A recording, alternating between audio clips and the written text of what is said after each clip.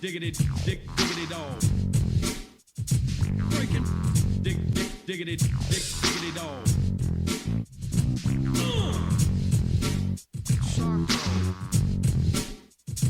The hottest ticket in Chicago is not Bears training camp. It is not preseason basketball for the Blackhawks and Bulls that is down the pipeline.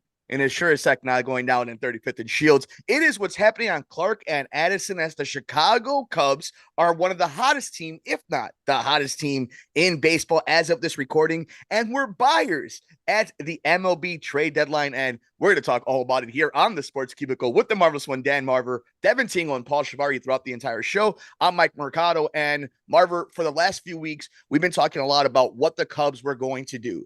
They got the mandate. They got the order. They saw what they had to do. The front office told them, Carter Hawkins, Jed Hoyer, you want us to be buyers? You want us to believe in you? Show us. Prove it. Win. And yes, it may have been against the White Sox. It may have been against the Cardinals. But they did it. They won those games, and they forced the front office to be buyers. And while they were doing this, it seems like the goalpost changes for this Cubs team. They beat AL East teams. They beat NL West teams. They play hard against NL East teams. They have a huge matchup against the Braves coming up this weekend. It seems to me that whenever the Cubs are questioned, they answer it. And one of the answers now seems to be in Jeimer Candelario, their new third baseman, along with some relief pitching that we will see throughout the entire season. And Marver, I'm impressed. I'm excited. This is exactly what we've been talking about. Conservative buying, smart buying, investing, and also trusting that you are the Chicago Cubs and you're going to be in on not only Shohei Ohtani, but one of the favorites to re-sign Cody Bellinger. And you should trust in your front office and yourself that you're going to make smart deals and also be developing right behind them. I love what they did, and obviously the results have been great. Your initial thoughts on the trade deadline, the winning streak, and what it seems to be another prove-it moment for this Cubs team? Well, the 8-game-in-a-row winning streak was sealed the deal, ending with Saturday, a game I was at in St. Louis, as the Cubs literally blew through town because on that night there were 80-mile-per-hour winds, which delayed the game 2 hours. And I can tell you for a fact, I asked at the restaurant I was at if they had a basement. That's how bad it was. Their door blew open and everything. But in any event, it was like the opposite of 2 years ago, where they looked like they might be buyers, and then they lost a whole bunch of games after that famous combined no-hitter in Dodger Stadium ending with Kimbrel. So it looked like a complete opposite situation. I'm glad. I hope they can sign Bellinger for next year, but he's the man. And this Candelario, I mean, he looks like MVP caliber in 2 days, but we'll see. But basically, they're in a position now where they have good starting pitching. Stroman's down as we speak, so they'll have to use Wisniewski or somebody aside to fill that gap. But they have a few days off. And look at this, too. After this Braves series, which could be difficult, then they have the Mets, who sold everybody. They go to Toronto. I thought we were done with DeYoung, but we're not because he's in Toronto now. I thought we were done with the closer Hicks, but we're not. He's in Toronto now. But in any event, then after that, it's White Sox and Royals. Yeah. So, I mean, maybe it's all set up for them to come to September in the first place, hopefully, because they're not that far away now. And the Reds look pretty vulnerable right now, don't they? It's interesting that they did nothing in the trade deadline. They are right there, right? Like we even saw Milwaukee make some moves, Milwaukee trying to make sure that they stay in the NL Central race. But the fact that Cincinnati didn't invest, didn't make a move, didn't put somebody in that pitching rotation, weren't in on Dylan Cease or Justin Verlander or Max Scherzer or Blake Snell or any of these guys, right? Like they weren't in on trying to bring in a major league pitcher to help out that rotation. And I don't think the Reds pitching is going to be able to hold up. Look at the Cubs aren't going to be putting up 20 runs every game, but their offense has shown to be a major league hitting offense. They have major leaguers in this team and around the edges, right? Surrounding the margins, guys like Yan Gomes and Michael Tauchman. And you go down the list of any of these guys that are being platoon or playing different positions, playing out of positions. Nick Madrigal, for example, they are showing that they're going to be consistent in playing defense and that they're never going to get rattled. And I think that's what's really important about this Cubs team right now. And the run differential has proven true. And that was one thing that we were all trying to figure out if it was something that was legitimate or was it kind of this fluke thing. But this team scores runs. And as long as they're getting starting pitching, I think that's going to be a huge plus for them. And I think Marcus Stroman going on the IL was probably the best thing for him. Look at the team has won in spite of him. He's had a bad ERA since they came back from London. And I think all this trade deadline talk and this contract talk, which, by the way, we know he's opting in now, the whole idea of Marcus Stroman, good. Let him take 2 weeks off. Let him get right, whether it's his hip, whether it's the blisters. The idea of having a healthy Marcus Stroman the second half of August, heading into September, having a really good Jameson Tyone, maybe they could split it, right? The good Tyone and the bad, you even it out a little bit between them, two of them, Justin Steele, and so on and so forth. If Drew Smyly isn't giving up a bunch of runs like he did against the Reds, that'd be nice. This is a Cubs team that they have a lot. I thought they would get a little bit more when it comes to maybe bullpen help, like a solidifying closer. But maybe they're all in on Azalai, and their idea is like, look, we're playing with house money right now. If we make a run, great. If not, look, we have a lot to go into next season. But I'm excited about this, that in spite of slow parts, you do see times Seiya Suzuki come up, Ian Happ coming through.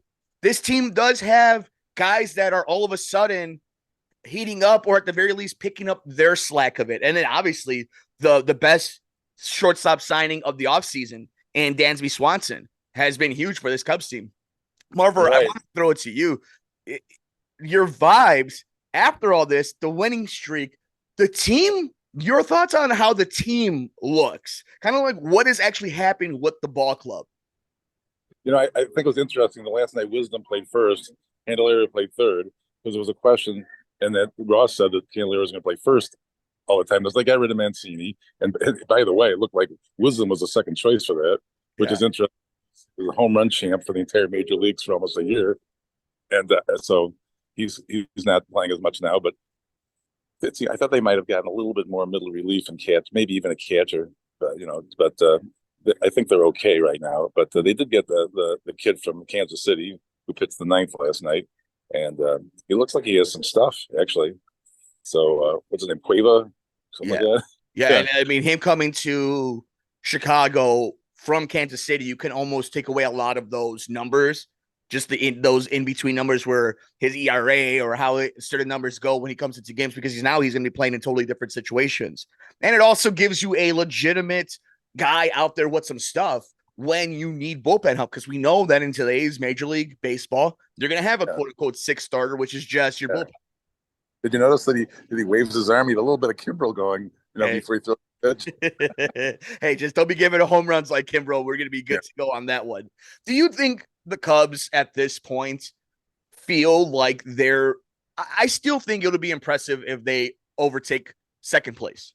I think it'll be a damn near Herculean effort if they do come out and win the NL Central or an NL wild card. The fact that 3.5 games, 2 games, only one team ahead of them, 2 teams ahead of them in the NL Central, 3 teams in the wild card race, it seems to me that expectations are going to change a little bit for the Cubs, for the vibes at Wrigley. I think this might be one of those times for sports fans who are Cub fans to really just enjoy the ride. I thought this was a 500 team. I thought this team was going to win 82 games. So I was expecting times where they were going to win 5 of 7 and then lose 4 of 6, because that's what 500 teams do. But right now, they're playing like one of the better teams in baseball, in spite of playing in the NL Central, because I've seen them play against other teams. And I think there's a conversation Paul and I, Professor Paul has kind of debated with me on baseball, where you could talk about schedule. This isn't the NFL. It's series to series, week to week. And more than anything, I think for a Cub fan to put their hat on is, if you make it to October, a lineup, a starting rotation, a 3-man crew that this Cubs team could put out there is as dangerous as anybody else's in the National League. So there is some hope that you just got to get there. You just got to get there. It doesn't matter if you win 84, 85 games. As long as you're in a series where Justin Steele, Marcus Stroman, Drew Smyly, Jameson Tyone, you name it, They can beat anybody at any given night. And you really only need 3 pitchers Mhm. in those series. And don't forget, there's 3 wild cards, and it's kind of amazing. It looks like they could get a wild card to the NL Central the way the math is right now. I mean, unbelievably, I never thought that was possible. But right now they're in a pretty good position. I just told you the schedule, except for Atlanta, every team in Toronto, every team they're playing is not a playoff team. So in the next couple of weeks, so that could help them too. But we'll see how it goes. Marver, if you think it's sizzling right now, wait if they take 2 of 3 from the ATL. If the Cubs all of a sudden take this series from Atlanta, they beat Morton and Fry and all these other dudes. Yeah, things all of a sudden got very real. Things all of a sudden get exciting. Things all of a sudden get interesting. And maybe not as interesting as going over to our friends over at Sheets and Giggles, checking out the amazing eucalyptus mattressing, making sure you feel good. It's summertime. You want to feel comfortable and cool. Go to sheetsandgiggles.com, Sports Cubicle, Sports for the Couch, 50% off your next purchase. But That's exactly what amazing. Yeah. That's exactly what I needed after my injection today. Plain injured, just like players do when they're on a playoff run, just like the Chicago Cubs team is. We want to know your thoughts, though. The Cubs make a huge move. The big buyers, I would say, in the National League, getting the best bet since Ohtani was taken off the market and since Cody Bellinger played himself into National League Player of the Month. So they are keeping him. Going to be interesting if he's going to get like an 8-year deal, 200-something million. I mean, look at you think Scott Boras was going to make him a lot of money before? Oh boy, he is counting to his bank. God bless him. God bless him. It'll be fun to see Shohei Ohtani and Cody Bellinger making $500 million between 600, maybe 700 million between the two of them. Joe Ohtani's going to get a lot of yen, a couple million yen. Hey man, I'll pitch in to that fund if it means bringing him to Clark and I think it's like 10 million yen because the exchange rate is ridiculous. We'll start working right now, Marver, to make sure we have enough when they ask for bill time. We want to know your Suzuki needs to recruit him. Hey, it looks like did you see that cute video of Suzuki and Nick Magical and the bench coach? Check it out if you haven't. Before we go, I think more than anything, the reason I think the vibes are good, the team looks like fun. They look like a bunch of good guys. They look like they're having fun out there with each other. Unfortunately for the White Sox, remember when they looked like they were having a lot of fun out there and we thought this crew was really cool and they could be the faces of baseball. And then all of a sudden the front office decided to just throw a monkey wrench in there and it all went to hell. It looks like right now the Cubs are vibing and we're vibing here on the Sports Cubicle. For the Marvelous one, Dan Marver, for Devin Tingle, for Paul Chivari, I'm Mike Mercado.